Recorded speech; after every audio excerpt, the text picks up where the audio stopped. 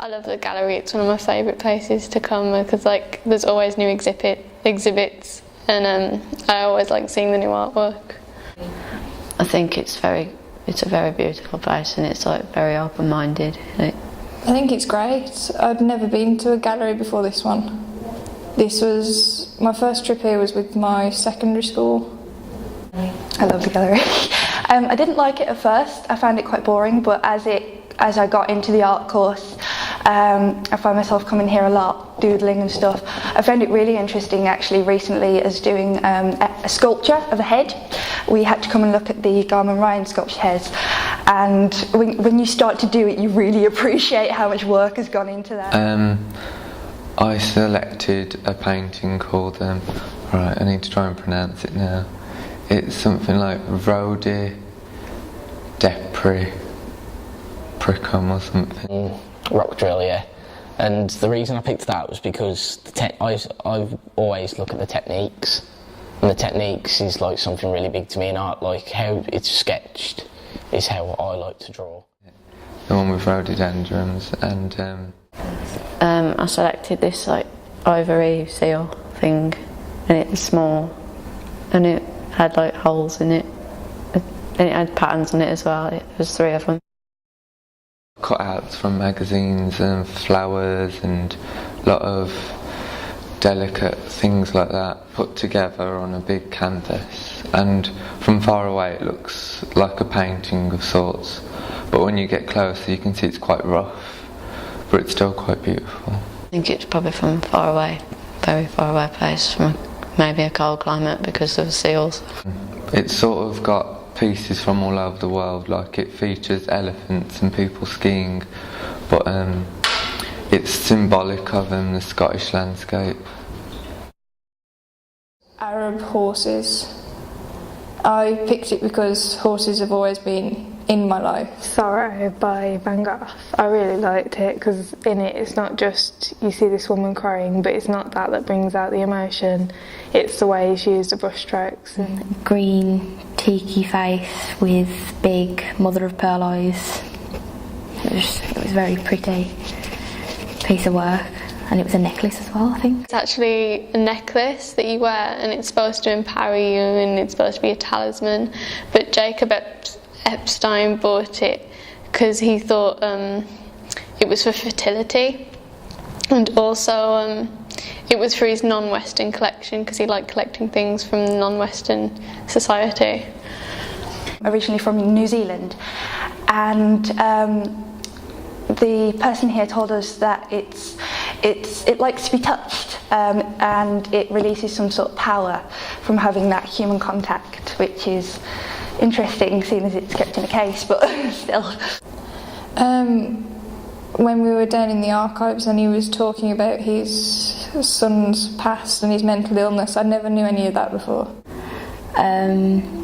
When we went down to like the archives and the lady down there started talking about like how she had to promise that she'd rub it on her skin so we could have human contact, and it was made for fertility. I thought that was really beautiful. It was really interesting. I think with art it should be involving the person, so I think if they had it out, I know with people touching it it would wear away, but if that's what the original people wanted it to be. That was interesting, yeah. The books were disturbing yet they were quite beautiful, like the colours he used, and they were very violent, but there's something that kind of draws you in with them. Those were very good to look at. And it's made me a bit more interested in what's behind the art rather than just by looking at it, what do I think of it. It influences you more, really, I think, if you know what's behind it. I think it's good that Walsall has got an art gallery for a start, and I think it's a good thing that the public can, find out about art and stuff, and just find out more things about different cultures and stuff. The gallery's a good point of view, I think, but it's not been well advertised as it should be, because it does give a cultural aspect of what art should be. The gallery is a great place to come and think and see what people have drawn and also what they've done in past years. As I went in the other day, we're not expecting to find anything interesting, and I found there. I was amazed. The object I selected was an Egyptian head. I just like the world culture, like seeing what other cultures are, is how their point of view, how they do it and how they design something. So Pharaoh in the Egypt times. It was a bone carved eagle sculpture. When I saw it, I didn't actually think it was made out of whalebone, which it is made out of. I thought it was like made out of sandstone or something, wood. To me was the history of it, how it's been modelled, how it's been displayed, so people know who rolled them and also who look after them at the same time. The object I selected is a painting from Van Gogh called Zorro, created in 1882, so about 100 odd years ago. What's good about the painting, I thought, was that it was quite modern, like out of its time, because Van Gogh, I know, most of his paintings weren't really well respected when he was around, but since Van Gogh's death, his paintings became well known. It's been used commonly in the form of art now. I think the bit with the whalebone was interesting because I didn't know people made sculptures out of whalebones. See that, because manga drawing is really, really simplified, but it does get the point across. Well, it said, written on it was said about early 19th, 20th century. So that's old. A long time ago. It used to be a form of storytelling for the adults as well as the kids. The other I selected was the Egyptian head of Pharaoh. What's interesting is Van Gogh is really good at showing emotion. As the title hints, says sorrow, it does show quite well a woman that he painted. Carved 3,500 years ago, and I thought that was really interesting